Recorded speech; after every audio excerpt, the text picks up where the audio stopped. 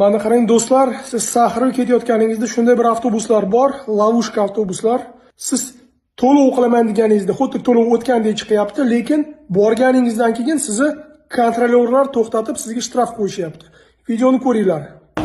Mana bu FVS'ga ketayotgan elmisa bir avtobus, elmisa ikkisi ham. Mana bu apparatiga pul qo'ying, nima qilsa bankovskiy kartadan. Yechmaydi, oxiriga borgandan keyin 2000 so'm shtraf deb o'tiradi. Boshqa avtobuslarda bunaqa emas, imенно mana shunda shunaqa. Boshqa avtobus metrolar hammasi chotki. Imенно mana shu emsalar xuddi shunaqa. Kim so'rab bo'ladi?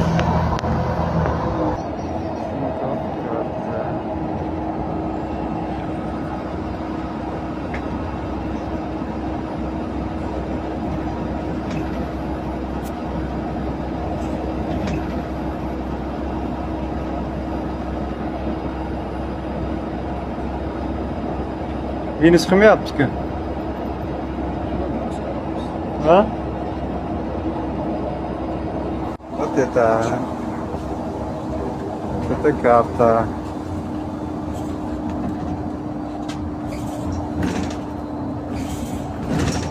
Вообще не поставили никак. Я говорю, задавлишь.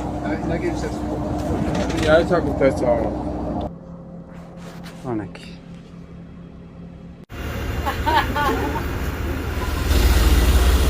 Hamma eshiklarni yopib, bitta eshikdan chiqarib, migrantlarga ana shunday shtraflar uryapti.